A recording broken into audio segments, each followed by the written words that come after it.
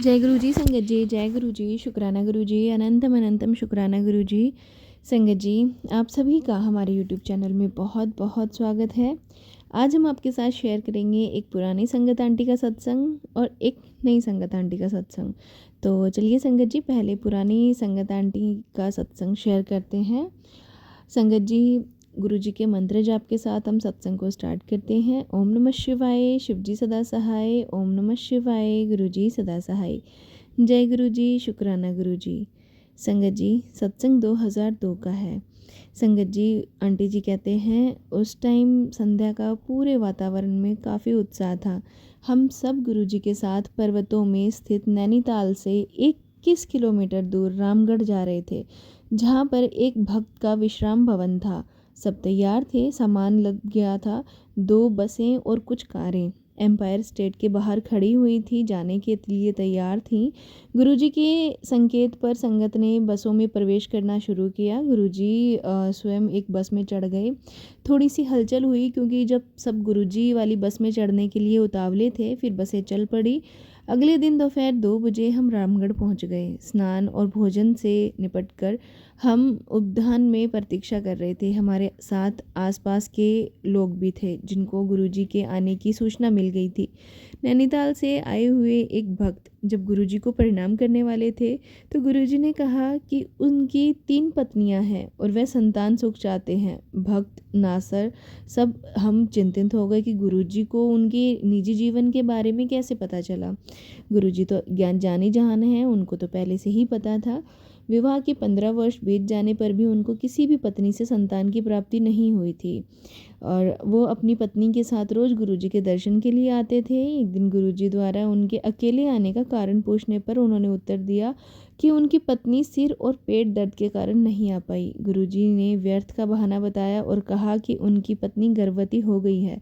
उनके वचनों की सत्यता 2 महीने बाद सिद्ध हो गई, जब जांच में उनकी पत्नी के गर्भवती होने का परिणाम आया। वह समाचार गुरुजी के जन्म दिवस 7 जुलाई के आसपास उसने भक्त ने भेजा। 15 वर्ष तक गर्भ नहीं होने के कारण महापुरुष ने प्रथम दर्शन में ही समाप्त कर दिया था।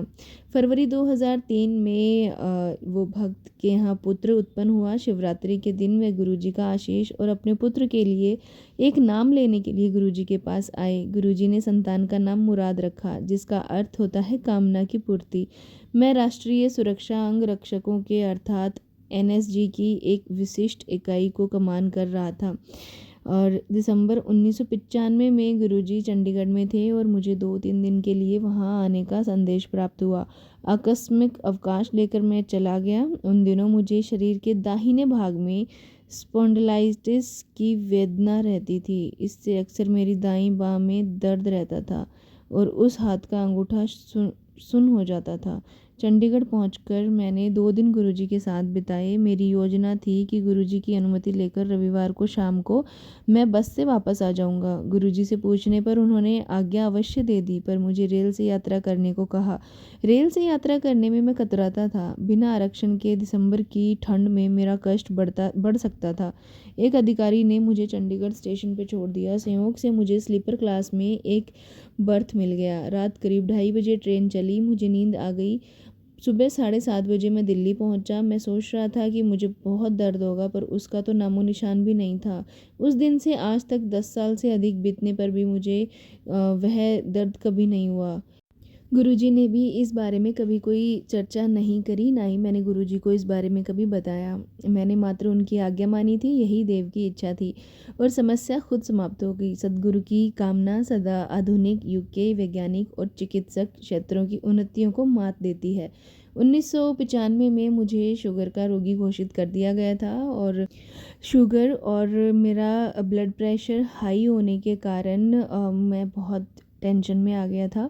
सेना में उच्च श्रेणी की शारीरिक योग्यता की आवश्यकता होती है और मैंने गुरुजी से इस विषय में चर्चा करी तो उन्होंने मुझे प्रतिदिन तांबे के लोटे का जल सुबह पीने का आदेश दिया। 1 सप्ताह के बाद जब मैं टेस्ट करवाने के लिए मुझे बोला, इसके अंतराल में मैंने बहुत मिठाइयाँ खाई और शुगर के जो पेशेंट होते हैं उनके लिए सब मना होता है। तथापि 1 सप्ताह के बाद मेरे जब ब्लड टेस्ट हुए, परिणाम में बिल्कुल नॉर्मल थे। मेरा ब्लड प्रेशर एक एक युवा जैसा था। इस प्रकार ढेरों मीठा प्रसाद खाने के पश्चात भी मेरा शुगर सामान्य रहा। इसका कारण है गुरुजी के यहाँ मिलने वाला प्रसाद और लंगर अमृत युक्त होता है, जिसमें हर रोग का निदान करने की क्षमता होती है। भक्त को वह केवल श्रद्धा भाव से स्वीकार करने की आवश्यकता है। अनुयायी द्वारा अपने आप को पूर्ण समर्पण करने से ही उनकी दिव्य आभा कृपा की अनुभूति होती है।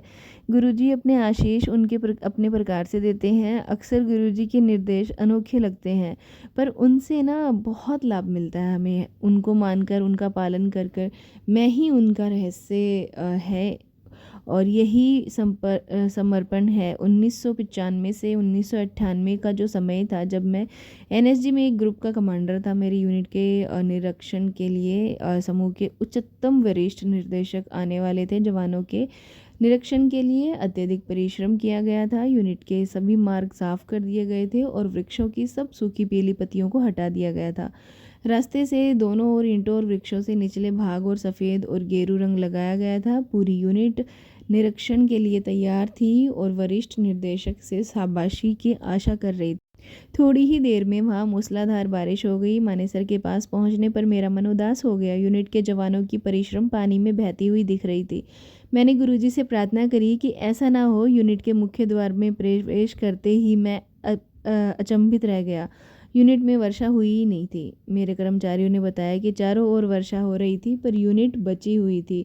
निरीक्षण अप्रत्याशित रहा। वरिष्ठ निर्देशक ने कहा कि यह यूनिट अन्य यूनिटों के लिए एक आदर्श है, परंतु उनके जाते ही मेरी यूनिट पर भारी वर्षा होने लगी। दिव्यात्मा का सहयोग स्पष्ट था। एक भक्त की हार्दिक प्रार्थना गुरु कृपा के लिए पर्याप्त थी। मुझे आभास हुआ कि निरीक्षण की अवधि में यद्यपि चारों ओर मूसलाधार वर्षा हो रही है, यूनिट के ऊपर दिव्य छत्र छाया बनी हुई है। उसी संध्या को जब मैं एम्पायर स्टेट गया तो गुरुजी ने संकेत दिया कि उनके कारण ही कार्यक्रम विधिवत संपन्न हो गया। गुरुजी मेरी और मेरे परिवार की हर प्रकार से सहायता करते रहे, जैसे अगले संदर्भ में दृष्टिगोचर है। मेरे पास इस सर्वोच्च दाता को धन्यवाद देने के लिए शब्द ही नहीं है। मेरी पत्नी बहुत दुबली पतली थी और अधिक खाने से भी उस पर कोई प्रभाव नहीं पड़ता था। गर्भवती होने पर भी उसमें वजन में कोई अंतर नहीं आया था। गुरुजी कहा करते थे उन्होंने वजन 5 से 10 किलो बढ़ा दिया है। शुरू में परिवार को कोई अंतर नहीं लगा, पर कुछ समय बाद उसके शरीर में परिवर्तन दिखने लगा। मेरा छोटा बेटा उसे मोटी कहकर बुलाने लगा। इसी सारांश से स्पष्ट है कि गुरुजी अपने श्रद्धालुओं पर कृपा करने के लिए विधि और काल का निर्णय अपने मापदंडों के अनुसार करते हैं। मानव की दृष्टि सुधर तक देखने में असमर्थ है। हम निकट भविष्य को देखते हैं और व्यर्थ की चिंताओं में डूबे रहते हैं। गुरुजी हमारे भूत की छाया, संकीर्ण वर्तमान और अकल्पनीय भविष्य देखने में समर्थ हैं। जब हम कुछ देते हैं तो उसकी सीमाएं भौतिक ना होकर ब्रह्मांड की परिधि में होती हैं। इसलिए अति आवश्यक है कि अनुयायी निस्वार्थ निर्विवाद समर्पण कर दे। वह अपने माता पिता मित्र सर्वश्रेष्ठ की श्रेणी में रखे और असीमित पवित्र पावन प्रेम की भावना से उनके चरणों में अपना स्थान ग्रहण करे। यह भी अति आवश्यक है कि भक्त गुरुजी के समस्त निर्देशों का पालन करे, किंतु उसके फल की अपेक्षा ना करे। गुरुजी पर आस्था बनाए रखे। सद्गुरु को ही ज्ञान है कि उसके शिष्य के लिए क्या श्रेष्ठ है। उनकी करुणा की कोई सीमा नहीं है। वह तो उसके निकट और दूर सब चीज़ों को जानते हैं। गुरुजी नीलकंठ शिव समान है, जिन्होंने सुरों और असुरों दोनों को बचाने के लिए समुद्र मंथन से निकले हुए विष का भी पान कर लिया था। गुरुजी अपने भक्तों के विष को समाप्त कर देते हैं। आपके अति प्रिय संबंधी चाहकर भी आपकी वेदना समाप्त करने के लिए आपके समस्त कष्टों को समाप्त करने में असमर्थ हैं, किंतु सद्गुरु आपको जीवन देकर आपके रक्षक बन जाते। संगत जी, सत्संग को यहीं विराम देते हैं गुरु जी के मंत्र जाप के साथ। ओम नमः शिवाय। शिव जी सदा सहाय। ओम नमः शिवाय। गुरु जी सदा सहाय। जय गुरु जी। शुक्राना गुरु जी।